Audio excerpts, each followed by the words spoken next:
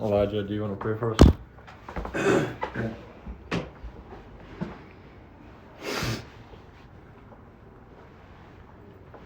Lord, we bless your holy name and are thankful to you for a new day, Father. I pray that we would position our hearts now,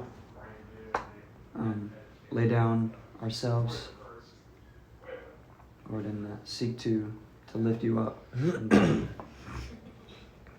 operate as a people, as ones who are followers of your name.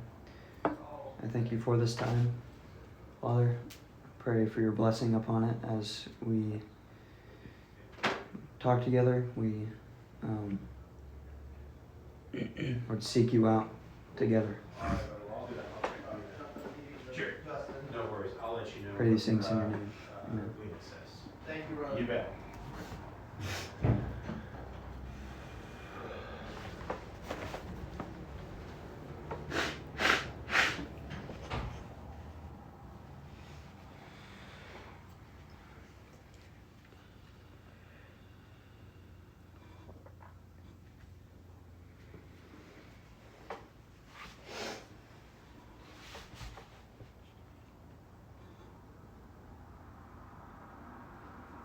I'm waiting on you to say something. Me? Yeah. You specifically today. Why?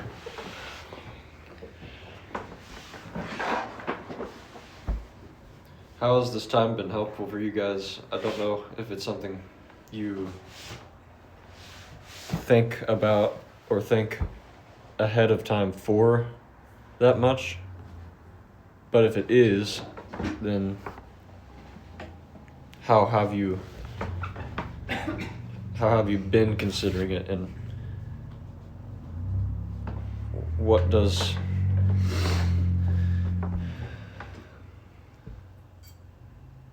importance does it have for you, I guess, in that is it just a time that we were encouraged by our parents to set up and are doing it kind of out of compulsion? Is that kind of how it's been for us thus far, or is it maybe something that we're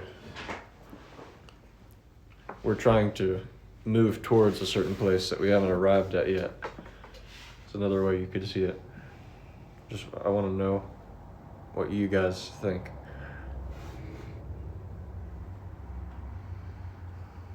And it's going to be hard to share anything if it's not something you've thought about. For me, it's we see each other a lot, and we don't really get to communicate in a more meaningful way just in this particular group that much. And so I'm going to see this time as a time to really get to see what is going on in each other's spiritual lives and the kind of deeper considerations that each person is having daily in their relationship with the Lord that we're not sharing during our normal times together where we're working or doing whatever else. And so it's kind of a time to, I don't know, maybe a restful time where you get to kind of lay down a lot of that other stuff and we're just here to discuss with one another kind of what the considerations of your mind are or any questions that you have. So it's kind of a deeper way of relating that I think is a foundation for, or should be a foundation for a lot of our relationships is, yeah, we have our normal way of communication and enjoy being around each other, but beneath that we have this, I guess, connection or communication with one another to where we really know what's going on in each other's lives. And I think that is very important. So I think meeting together without, like, maybe our parents or something means something as well, because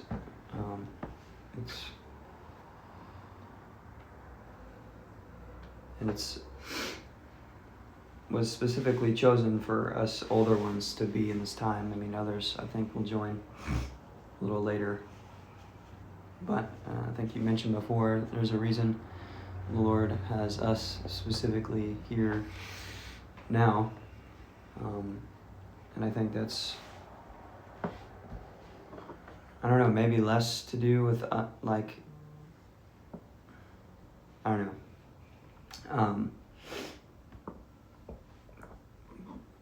I was thinking about it in the way that we are not always to live in our lives in context of like having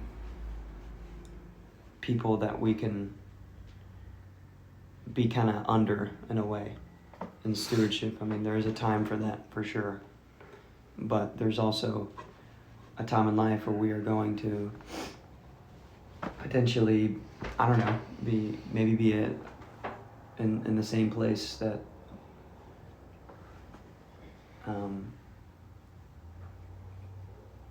other maybe elders in our community are, and in some way, I don't know. And that's, I think what I'm trying to say is that maybe in this time it's kind of set apart in a way where we should start thinking not as a head of anything or an elder or anything like in that way of thinking, but that we kind of have something to, there's a responsibility that is laid on all of us, but I think maybe in this time and talking about what's going on in our lives and being together, it's kind of even what Dad mentioned about because when we first started this time, it was like talking about what Dad or talked about in his class or something, or what was going on with other things. But I can't really explain well what I'm trying to say, other than like it's kind of us in this time taking initiative to not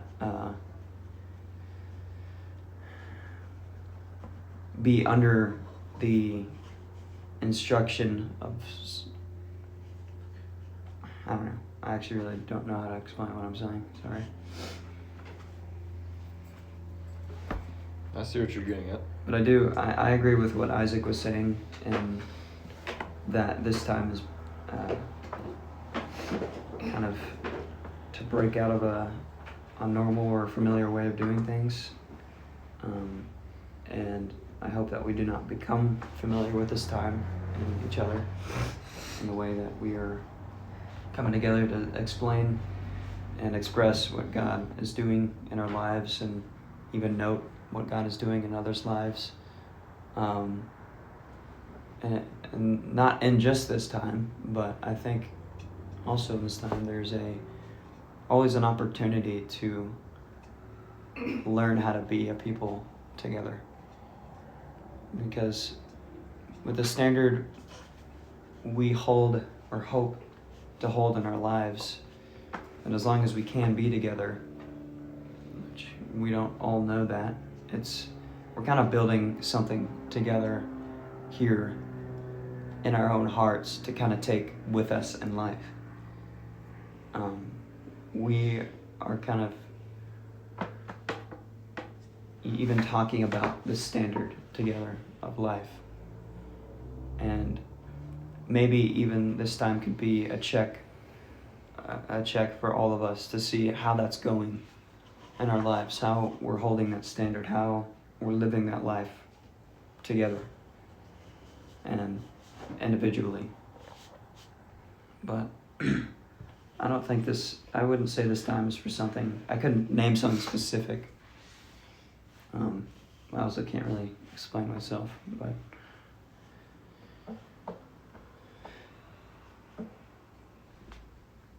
I think there's definitely a separation from kind of like what you were saying with our with the elder generation, not like in a way that they have done something wrong, but more that the Lord is wanting to cultivate a certain culture, in this generation for a purpose. And that's something that can't be mixed with, other older ways of doing things. And obviously we're all coming out of certain ways of thinking and doing life. But I think, like you were saying, this generation is set apart for a new, upbringing in that, which is holy and, can't be mixed with certain things. So, and I think the Lord is allowing us, to kind of step out in a way so that we can be tested and approved, into that. I also agree with what you were saying, just like the foundation of our interaction with one another. I think that's something that was on my heart, even before we started meeting together in this time, was just kind of hoping that some of those lower ways of interacting with one another would be able to grow into something deeper and a little bit more substantial, just because there's a lot of detachment, I think, from how we see one another just as, Jaden or Isaac, just as people, and more as who the Lord is calling us to be, which is not we can't take that, into our own definition with one another of I can't say what Isaac will be, but I know that the Lord will use him in his life, and I want to come alongside that. So I think, obviously life goes on and we still do a lot of different things daily together, but the foundation of how we relate and love one another, I think, will change and is changing. And I think, this time plays a big part in that.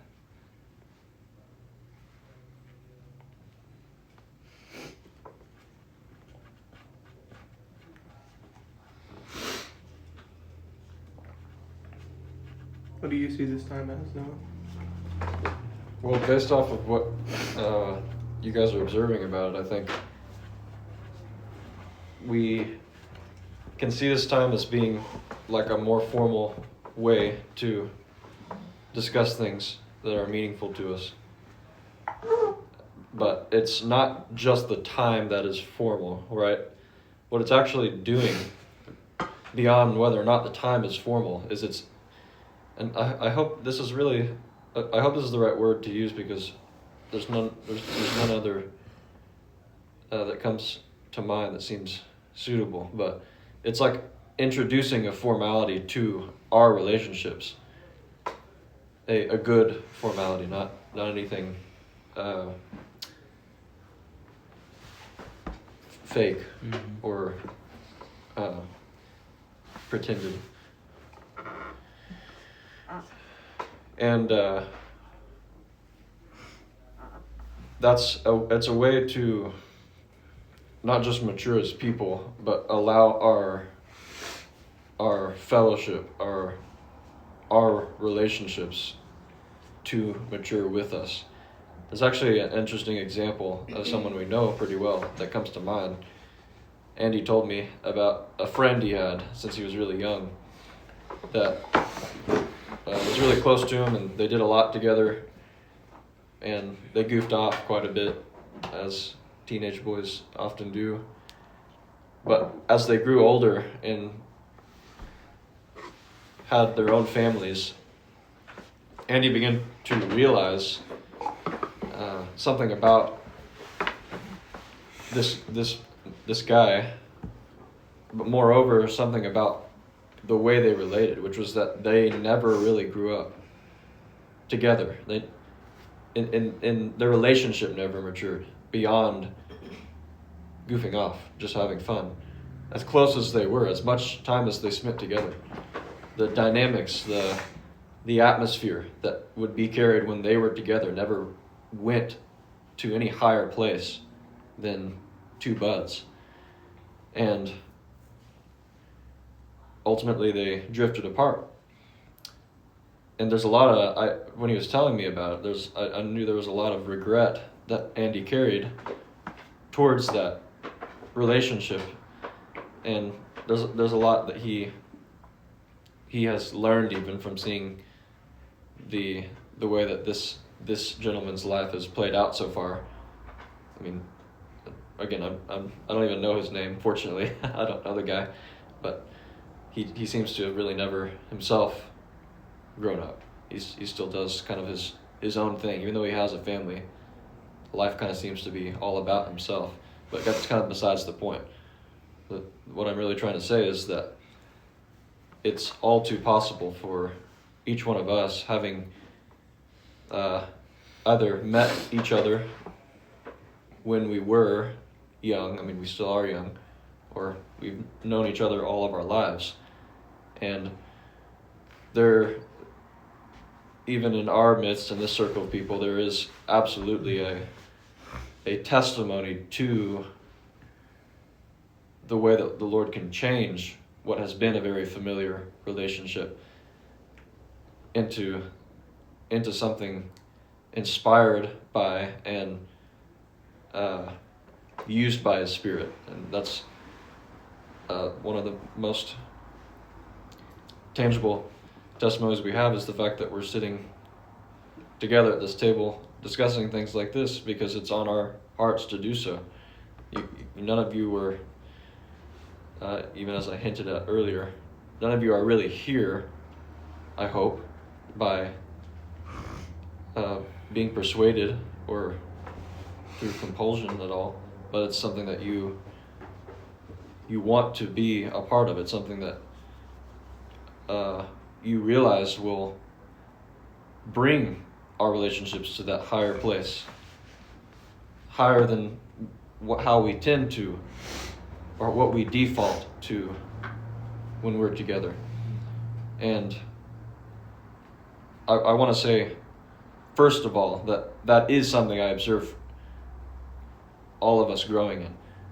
But a large part, as you guys were observing, of the intent of this time is that this formality, and again, it sounds not the best word to use. If you guys can think of another one, I'd be happy to hear it. But it's this formality is something that we want to pervade our other regular interactions, so that it's not just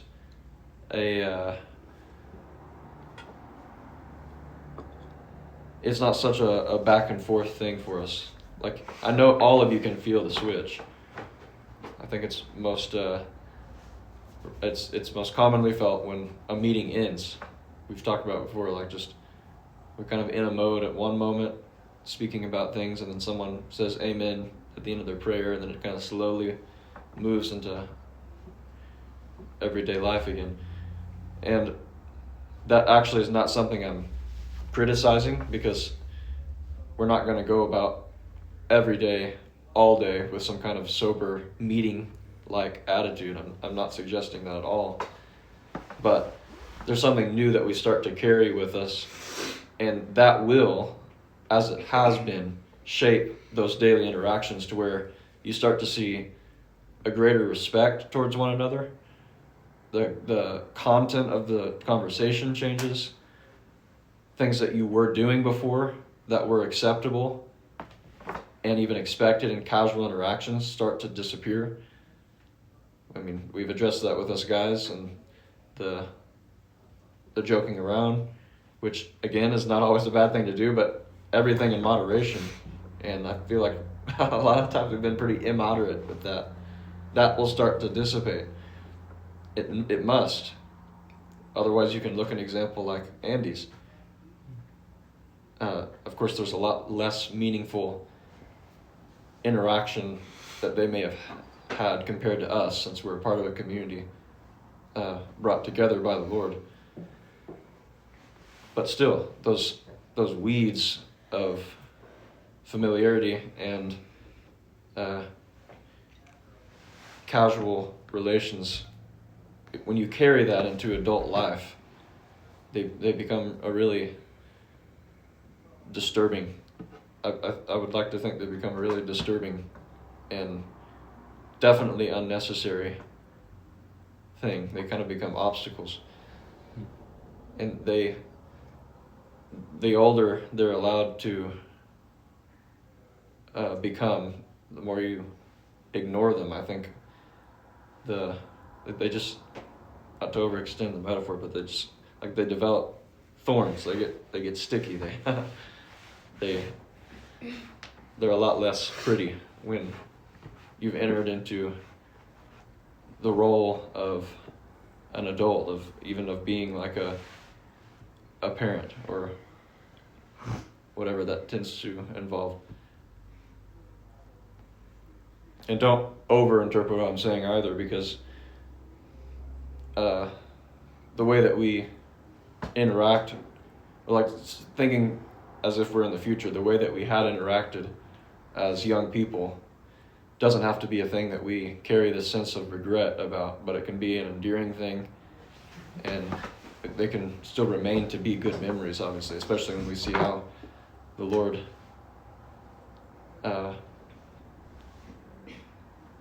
changed us from where we were to where we are now, and the small things that He used to do so. And again, that's not something to carry any sense of shame about, and I really hope that isn't the case for us. But is what I'm saying making sense to you guys? Is anything seeming somewhat unfinished in my thoughts, or do you have anything to add at least?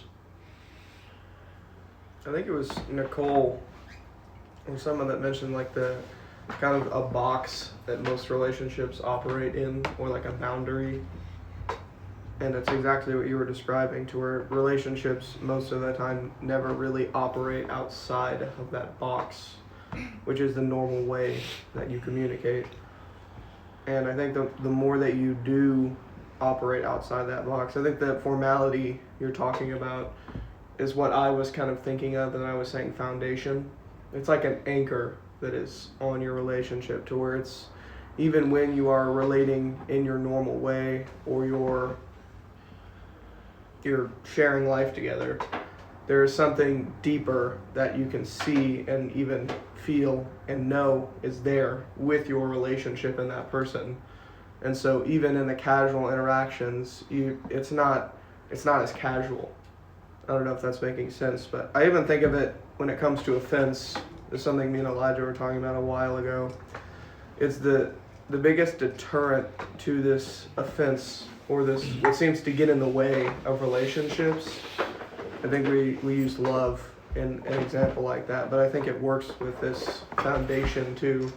It's like when I am offended, and that is by someone, it is because I am not secure enough in that relationship to know that they are for me. There's a lot of things that get in the way there. But like if I'm offended by Benji, it's a lot easier to look at Benji and the person and the relationship we have and what the Lord is doing in our life. And when we have that anchor there, there's a lot less room for that offense there to move, because I'm looking at what our relationship actually is. There's something deeper there. And so it's almost like that. I don't know. I was just thinking of it in that way because offense kind of highlights that deeper connection and that breaking out of that boundary that our relationships operate in. But I do think what you were saying does feel completed in that way. And I think it's a work that the Lord has been doing in our community for a long time, but still continues to work on. And I don't know if that's something that we temper ourselves, like it's a constant, it probably should be a constant check within ourselves. And the way that I've been thinking about it personally is like I really want to honor each one of you in the way that I relate to you, And if the way that I carry myself around you and talk to you is not honoring to you as a son of God, then we're not doing ourselves any favors. And so there is a balance. I don't know. There is something there to where it's like, obviously not every interaction is going to be serious, like you were saying.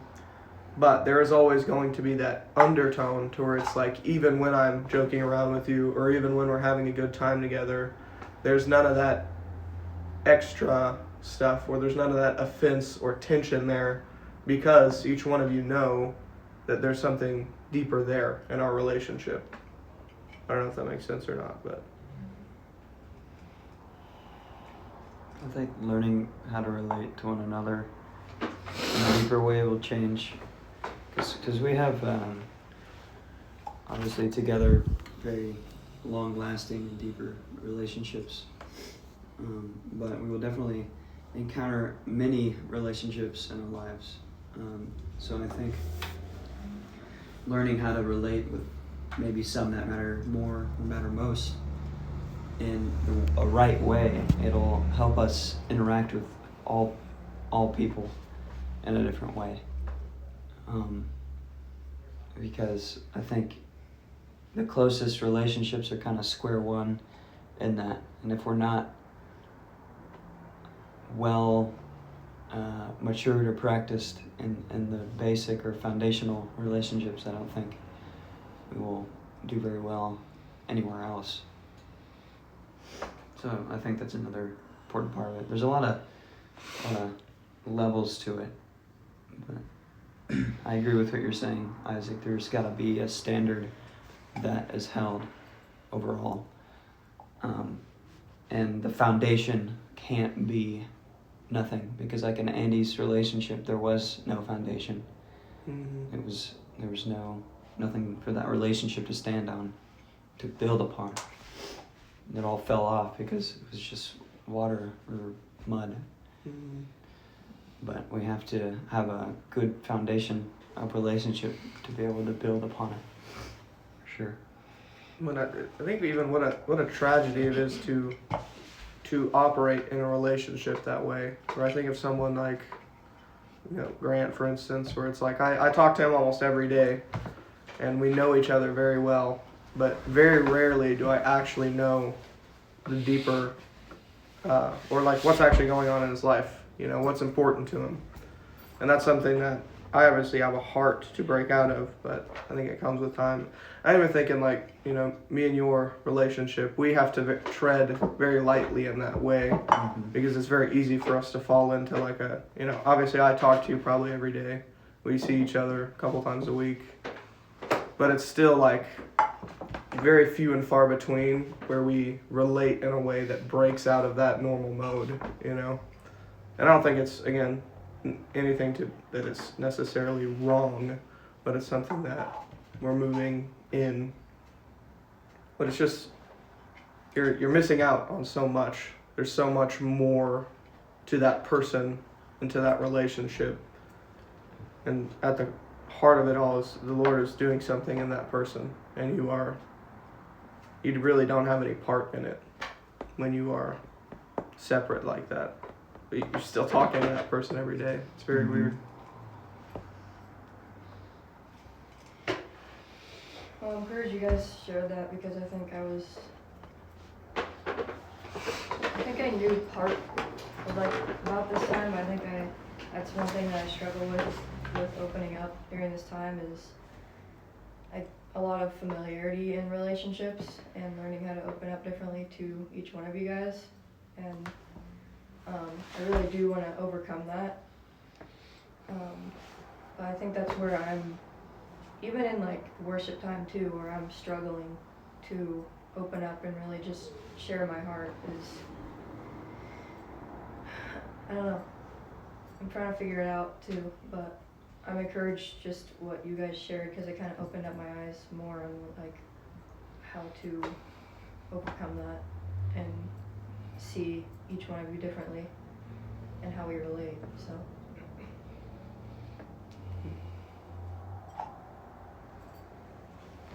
I think when that foundation or that core or anchor that you build in that relationship where you are all looking at each other as a son. I think that builds trust even in your ability to open up, because when you look at the room full of people in worship night, you don't see them for all of your casual ways of relating or all of the things that could potentially build distrust or a hesitancy to share, but you're seeing them for people that are, you're for the same thing. You are unified in what God has brought us there to do.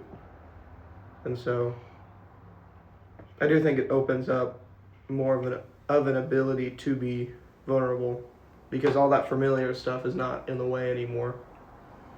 It's there, but you know that there's something more than that.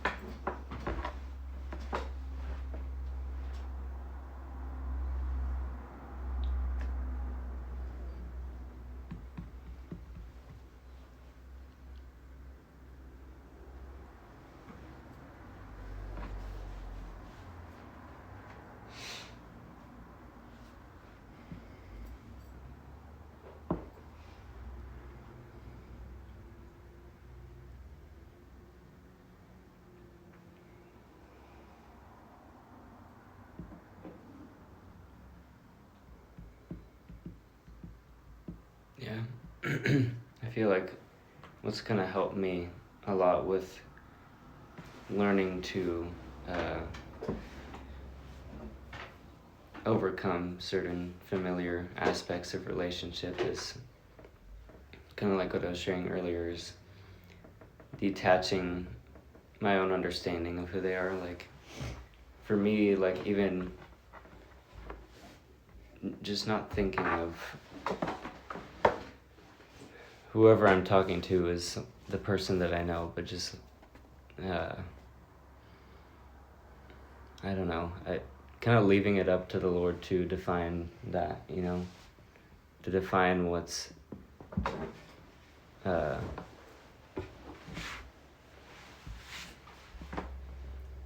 because I feel like even what's on our hearts sometimes is kind of kept inside, and I don't know, I'm kind of having a hard time explaining, but I think it's just the posture of not defining, certain people in what you can see, because there's a lot that we still really don't know about one another, not in like a bad way, but just because we're so, I don't know, prone to kind of keep things inside in a lot of ways. It's just the way that, we were cultured in some aspects, but I just really have been trying to approach people in that way of not even like thinking of our context of relationship too much like in a fleshly sense, like Benji and whoever, but just kind of seeing the spirit and being led by, even, yeah, it's more of an openness. I don't know how to describe, but I think it's needed, because it's very dangerous to just kind of, walk with each other with our own definitions of one another. else to say. I think that depends on the other person's willingness, because relationships aren't one-sided. Mm-hmm. There's got to be a willingness to let someone get to know you, and for you to want to know the person. And some relationships will be on different levels than others, kind of what we were talking about in Dad's last topic he went over. Those different circles of relationship, those boundaries. Well, not really boundaries, but I think in our case, together, we know each other more than our outward person. We seek to know each other's inward person, our spiritual man. And that we seek to know who God has called us to be. Like we seek to know that in another person. And I think that is truly knowing someone on both levels, if you're able to, because sometimes you're not. So it has to be willing on each part to know that, to be in that kind of understanding together. And I think that in the same way a kind of a friendship matures in that way, I think that both can mature in that way, can become deeper, because even though I'd say I know you and others at this table in a deeper way than just our friendship, like I am still definitely willing and open to want to get to know you deeper in that spiritual way, even though I am aware and do know you in that way. There's still room to deepen. Yeah.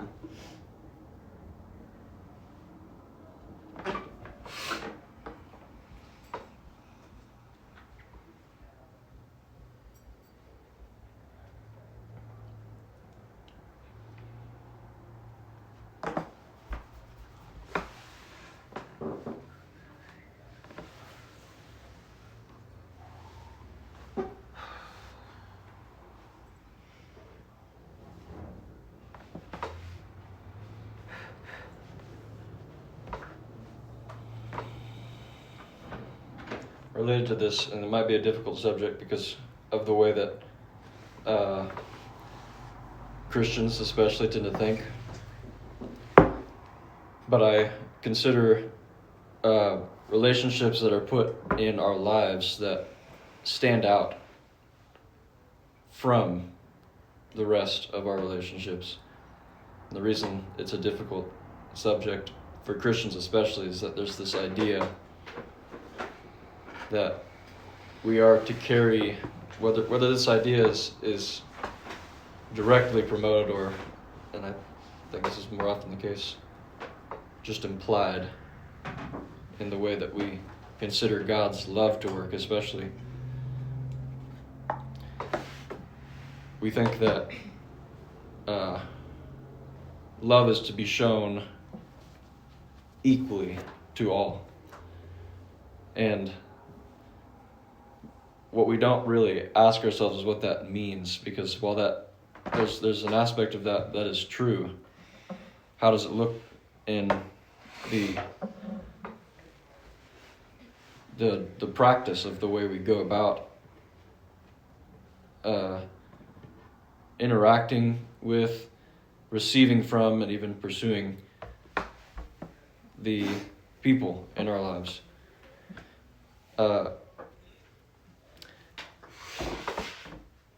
The notion that we have to respond and be the same and act the same and even show affection in the same way towards everyone that we know is obviously ridiculous.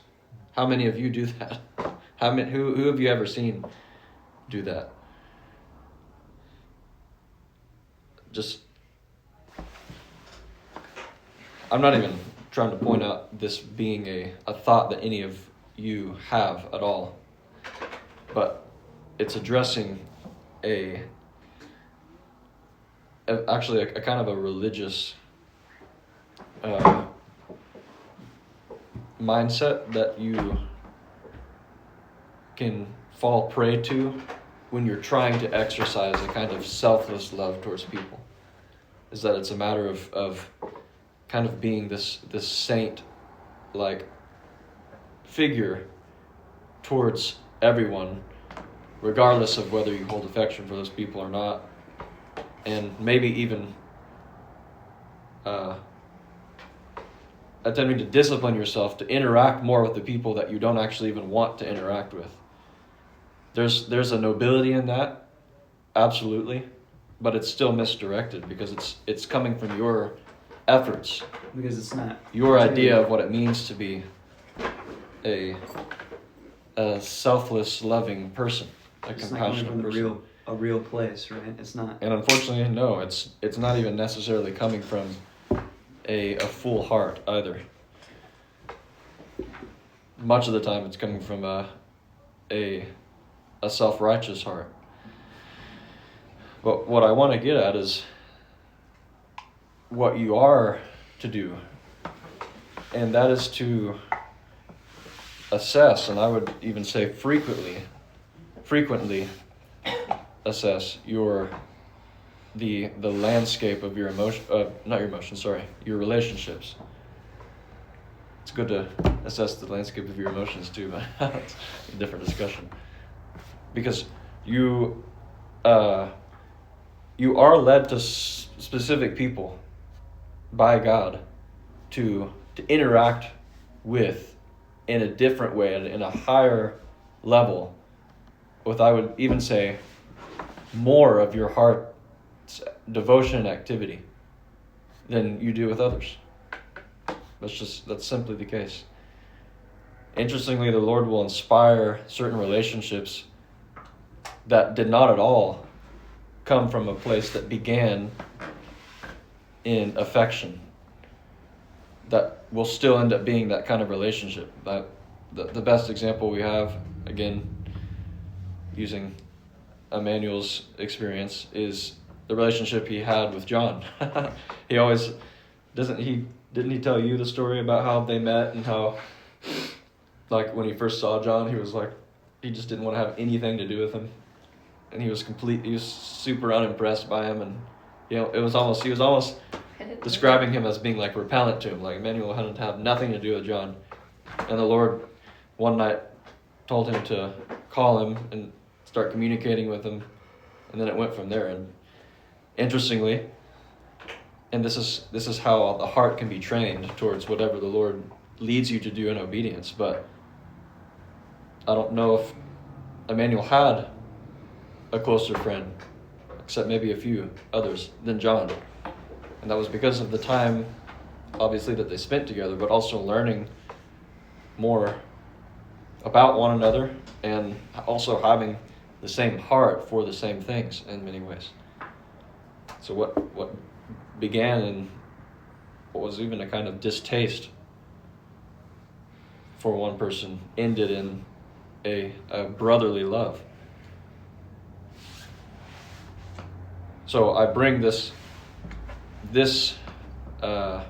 point up because that's one place you can start in your effort, because it is in part your effort to bring a new life into, or maybe set a new direction for the relationships that you do have. That step being, look at the relationships you have in the first place. You need to know what they are. And bring them before the Lord in what each means for you. What you mean, well, I mean, that's not something that you necessarily determine for another, but the Lord has, even to me,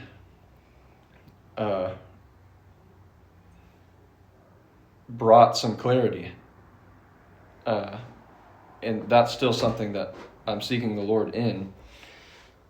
And the important part to remember about this is that it's not, it doesn't look like a black and white, rigid exclusion of some people in favor of others. You're not, but what you obviously end up falling into when it comes to, especially people that think in the egalitarian way of relationships, is you're practicing favoritism, and that's obviously bad. Favoritism is one way. It's definitely one way to see it, especially if you're against that that prioritization of relationships. But unfortunately, that doesn't take into account the way that sincere hearts work in the midst of one another. Because favoritism only comes from two scenarios. The first being that it is actually favoritism in the negative sense, where someone is treating others better simply because of their greater affection for them, and that is being done to the detriment and exclusion of other people. But it can also be seen, people that would ascribe an instance as favoritism can and often does come from a place of envy and of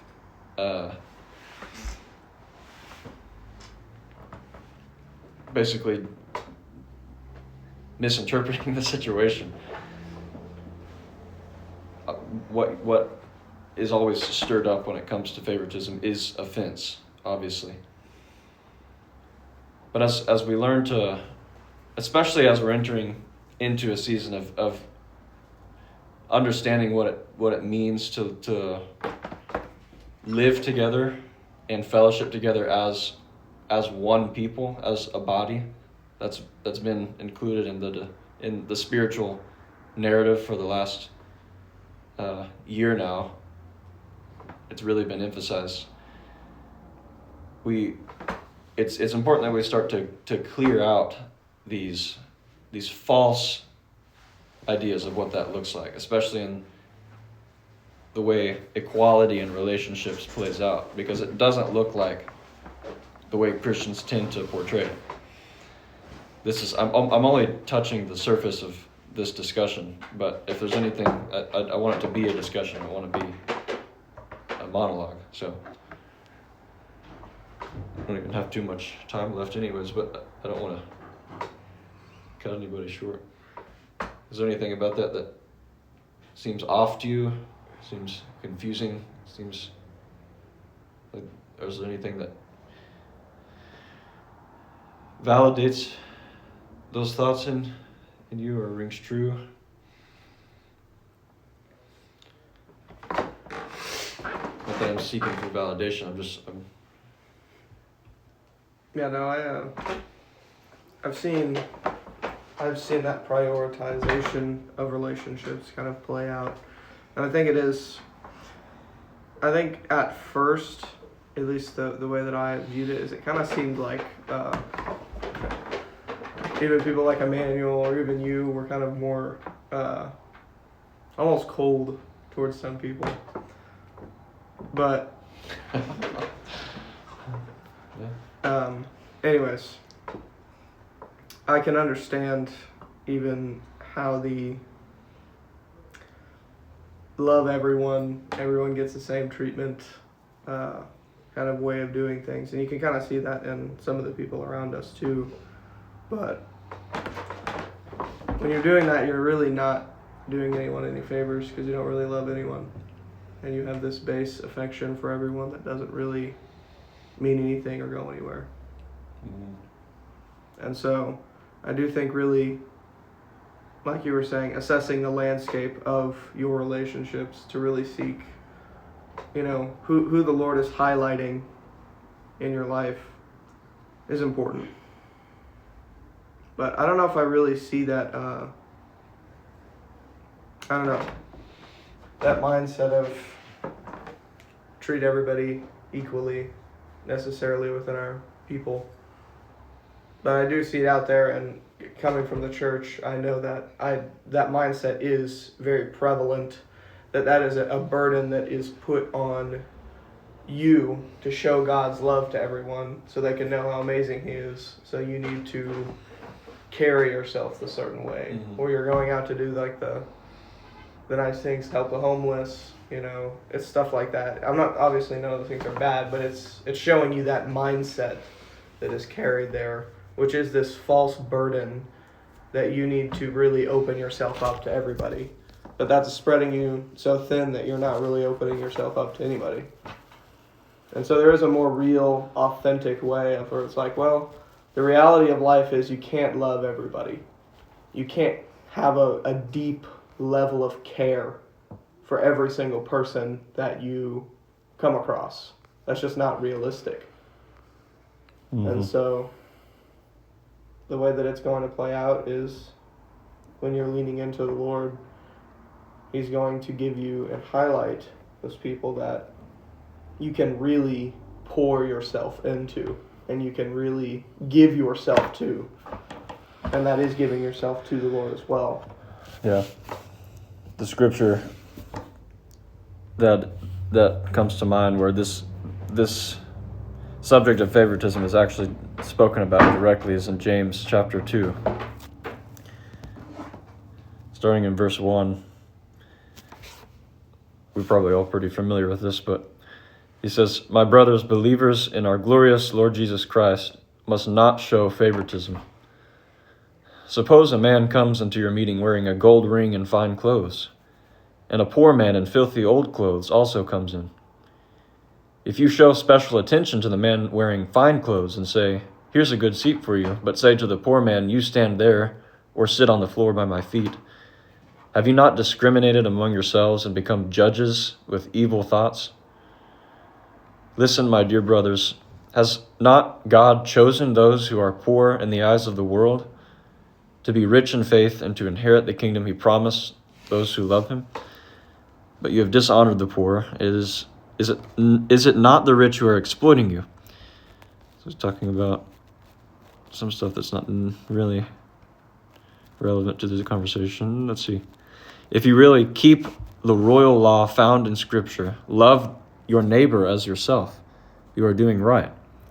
But if you show favoritism, you sin and are convicted by the law as lawbreakers. Whoever keeps the whole law and yet stumbles at just one point is guilty of breaking all of it.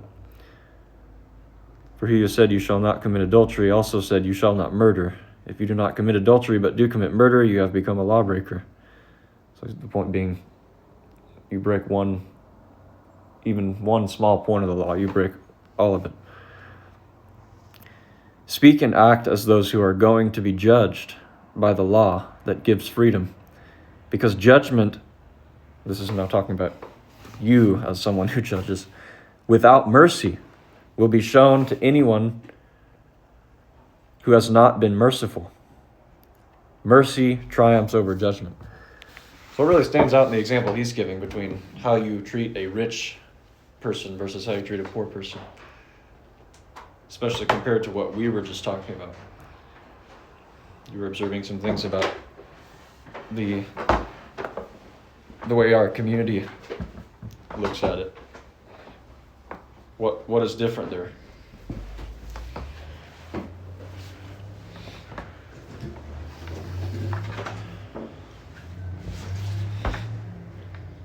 It almost seems like too disconnected of an example at least for us, I mean, definitely the people James was writing to were dealing with those instances of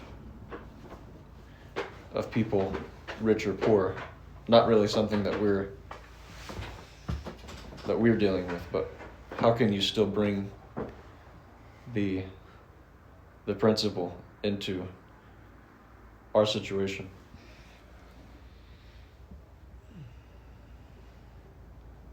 And then what I would hope you do is first really distinguish the difference.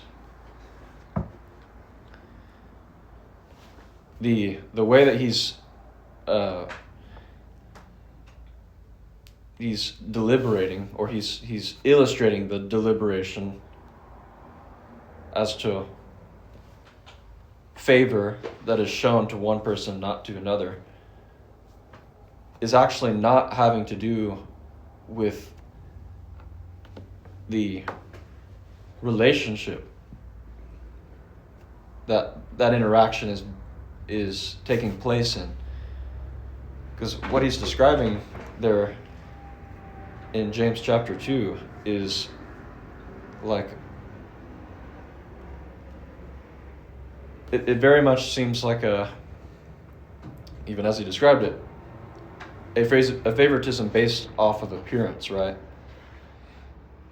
What we do, where we're at because we know each other, is not coming from is not coming from a view as to what clothes we wear or what car we're driving. It's we know one another. We've spent a lot of time with each other. So the favoritism that could develop from that comes more from knowing who we are and preferring the way that one person is versus another. But how can we still see this tendency to judge without mercy, as he concluded that section, play out even in our midst?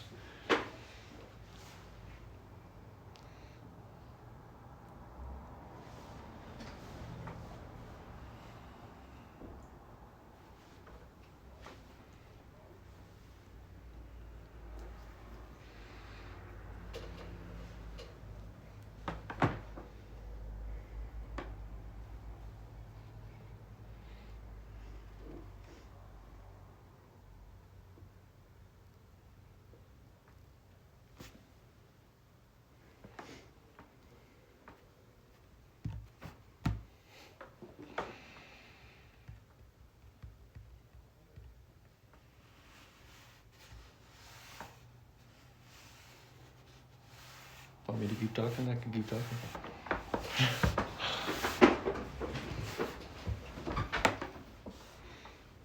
Anything? What are you asking? I'm like a little complex. What do you mean judge without mercy?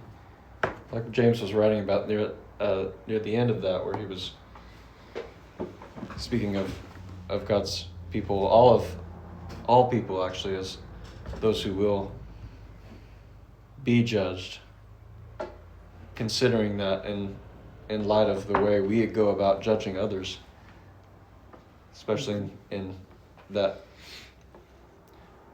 tendency to show favoritism. So you're asking how that happens in the midst of our people? Yeah, more like how, well, I mean, firstly, how you can be on guard against it, and also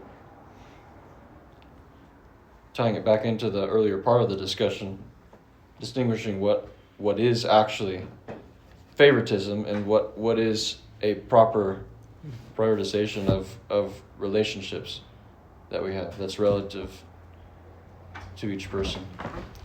We kind of like a going for like showing a favoritism of sorts to the people that you tend to have more affection towards or a closer relationship to, and to be on guard against that, or Yeah, Okay. But part of what I just said too, in knowing when it is favoritism, which was partly being described there as a kind of judgment that we carry towards others, Mm-hmm. a way of valuing and even devaluing people, versus walking in the relationships and the order of them, the priority of them that God has placed in our lives. Because the two can be confused, is what I'm saying. That was what I was trying to say from the very beginning. I think, And misinterpreted by people that look from the outside and see favoritism when really they're not looking at favoritism. They're looking at the way God designed relationships in that person's life. And that's what I'm trying to bring up. I think we should be, there's an awareness that needs to be had in that way. Because there needs to be some introspection and like maybe the ability to decipher the level of relationships we have with people. Because obviously we can make a mistake and show wrong favoritism. And I think in the other context there is a different kind of favoritism which is not wrong. But there has to be an awareness to know what to do or how to interact with people. Because there should be limits to how we interact with certain people. Some people you just can't really do it. Or maybe you shouldn't.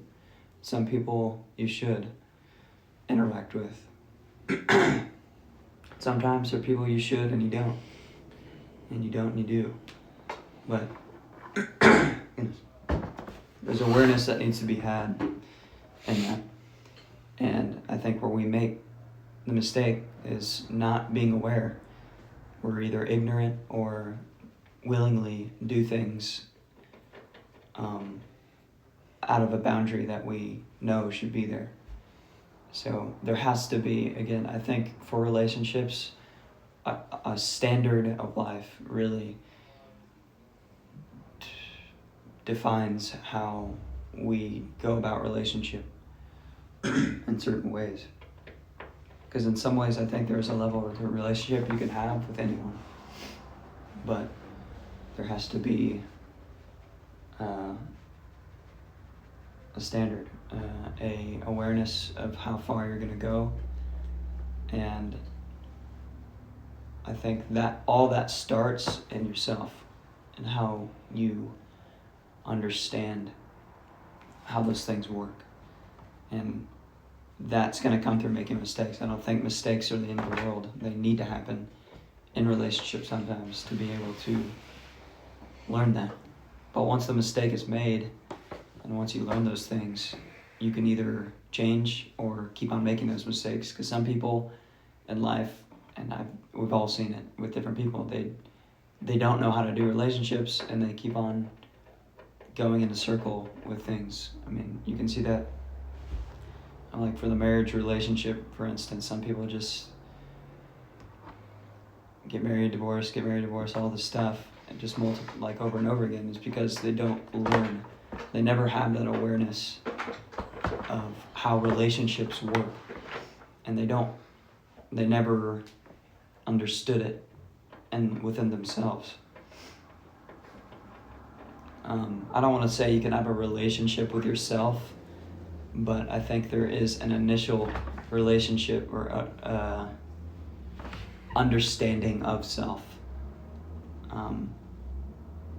and to have a the greatest understanding and relationship we can have is a relationship with the Father. And I think through that our relationships with others will change for sure. But initially we need guidance in that. But yeah, I don't know if that was much what you were touching on, but I think what I'm reminded of when you say judgment without, or when James says judgment without mercy in that context, is some examples that people like my dad and your mom have brought up recently with the like judging people with the masks sort of thing. and then immediately being proved wrong. And even the example you just gave with Emmanuel and John, I think the biggest danger we can have with favoritism in relationships is when that sense of judgment of what is important comes from ourselves. I personally am reminded of a recent interaction I had with you at dinner. Truthfully, I, just based on my scant interactions I got to have with you, had a preconceived notion of who I thought you were that did not line up with the person I got to know during that dinner. And the Lord really showed me that my judgment of, what I thought was or was not going to be an important time was proved very wrong. And I was very grateful for that. And I think because of that, I am trying to entirely reorient anything I think about anybody. And I think that is particularly hardest with those I'm most familiar with.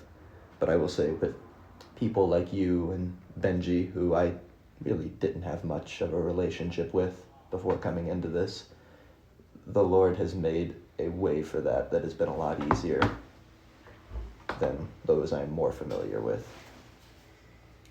I think the danger is getting in the way of him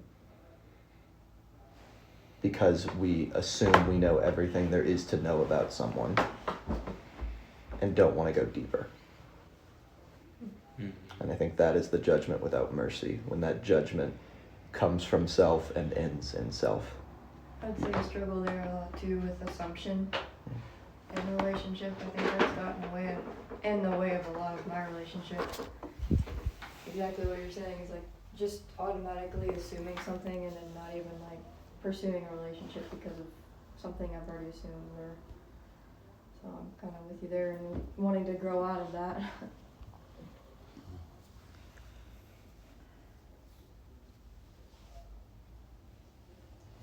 That's what I was saying with like not defining people.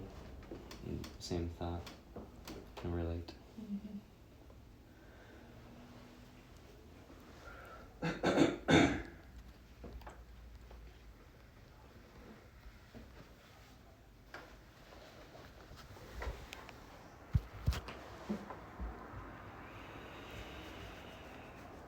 As far as the self aspect of that, when that really has an impact is when we act upon it, right? So in James' example, it's when the man says to the rich person, come sit by me in this nice seat, and to the poor person, you can sit over there on the floor. That was when self really obviously made the impact. I think we'll ultimately always have some preference towards one thing and against another, right? But it's the way we decide to manifest that, exercise it. And that's where it's important to remember favoritism is not just in the preference. Favoritism becomes favoritism when you tell the rich man to sit in the nice seat and the poor man to sit on the floor. And that's something to remember in our relationships. I don't show favoritism when somebody that, say from our community, asks me to spend some time with them because they had some things they wanted to talk with me about that the Lord's been showing them, and there was a person I was going to spend time with instead, but we were going to just do some casual things. The preference I have there is not favoritism. Favoritism is when they ask that. The Lord told them to reach out to me and they want to spend that time with me, but I say, sorry, I got other plans. I go spend the needless time with someone that I wanted to spend time with, even though it wasn't necessary time. That's when favoritism begins to show up a little bit. Of course, that's a very simple and probably not the best scenario, but you see what I'm saying? It's what you allow to influence your decisions. And the more that we learn to deny ourselves in that, the point is not just denying yourself whenever possible. The point is being able to develop that discernment, to know when the denial of self is necessary to avoid, not just to avoid favoritism, but to respond in obedience to the Spirit. That even your preferences will begin to be reshaped. And the more that you do, well, I was about to say, the more that you do respond in obedience and against preference, the less difficult it will become. But I don't know if that's actually true. I think the Lord will always lead you to maybe a more and more difficult situation. But all the same, it is still a muscle that can be developed, just as so many other things are, as far as it goes with choosing God's will instead of your own. And the place that we do that most often in life is in our relationships. Anyways, does anyone have anything else?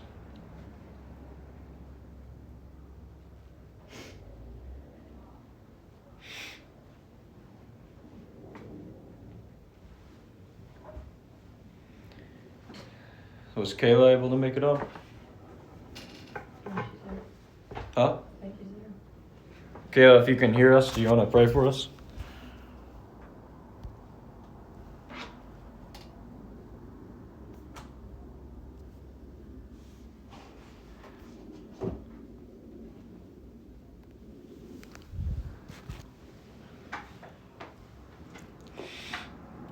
Esther, how about you?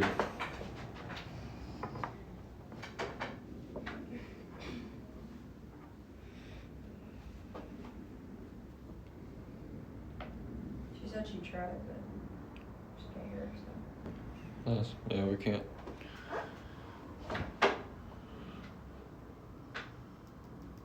Father, I thank you for the things that you are teaching us in relationship. I pray that we would receive these things and apply them to our lives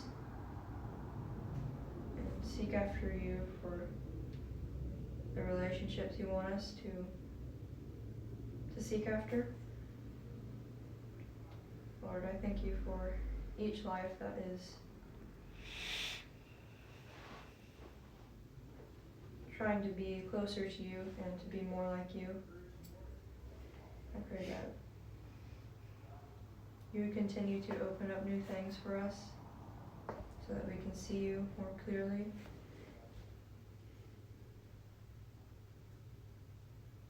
I thank you for each life, and I pray this thing in your name. Amen.